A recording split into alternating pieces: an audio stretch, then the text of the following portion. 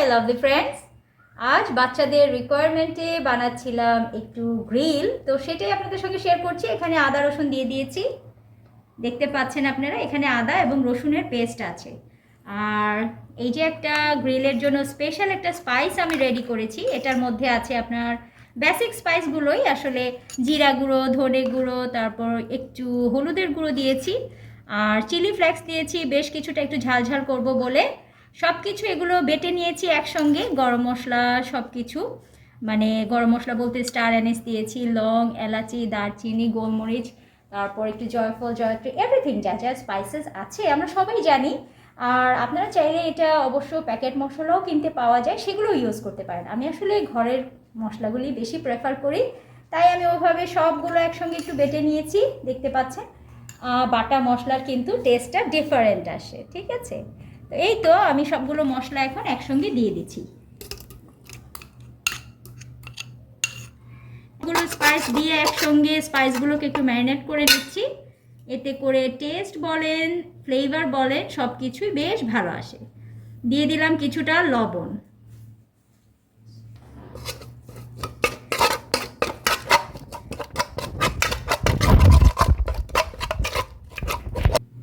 এখন দিয়ে দিব কিছুটা দই, টক দই যেটা আর কি ফেটে নিয়েছি আমি। দইটাও বাসায় তৈরি, ফেটে নিয়ে এভাবে দিয়ে দিলাম। সবগুলো মশলা যখন এভাবে ম্যারিনেট করি তখন এত নাইস একটা ফ্লেভার বের হয়, কি বলবো। তাই তো এখন লাস্টে একটু দিয়ে দিব সর্ষের তেল, যেটাতে করে আপনার টেস্টটাও খুব ভালো আসে, ফ্লেভার তো কথাই নেই। এখন দিয়ে দিচ্ছি সরিষার তেল।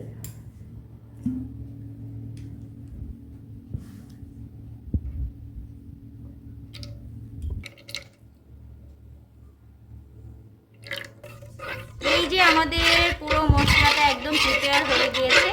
এটার মধ্যে জাস্ট এখন চিকেনগুলোকে ভালোভাবে মেখে নেওয়ার পালা। এই প্রসেসটা হচ্ছে সবচেয়ে ইম্পর্টেন্ট। যত ভালো করে আপনি ম্যারিনেশনটা করবেন, চিকেনটাকে মশলা দিয়ে মাখাবেন, তত কিন্তু এটার টেস্টটা বেড়ে যাবে এবং চিকেনের ভেতরেও এটার ফ্লেভারটা নাইস আসবে। এটা ইম্পর্টেন্ট একটা প্রসেস এবং এটা হাত দিয়ে করতে হবে, চামচ দিয়ে করলে সেই টেস্ট আসবে না। ওকে, আমি চিকেনগুলো নিয়ে আসছি। তো চিকেন রেডি। এখন চিকেনটাকে ভালোভাবে এটার সঙ্গে মাখিয়ে নিব।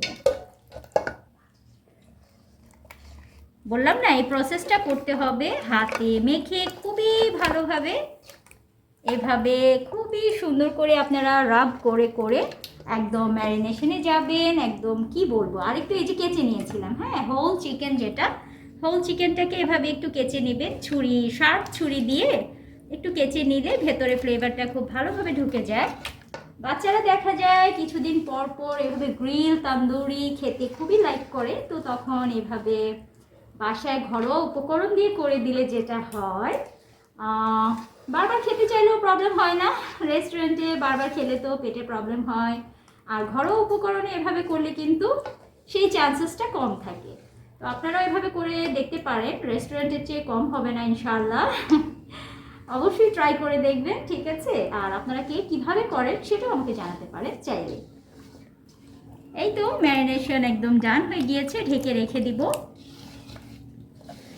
যতক্ষণ আপনি এটাকে ধরেন যে 3-4 ঘন্টা রাখলেও কিন্তু এটা বেশ ভালো হয়। আপনাদের হাতে যদি সময় থাকে রাখবেন, আর না হলে সাথে সাথে কিছু আধা ঘন্টার মতো রাখলেও হবে, ঠিক আছে। যদি হাতে সময় না থাকে সেক্ষেত্রে আধা ঘন্টা এভাবে ঢেকে রেখে দিবেন, দেখবেন খুব ভালো রেজাল্ট আসবে।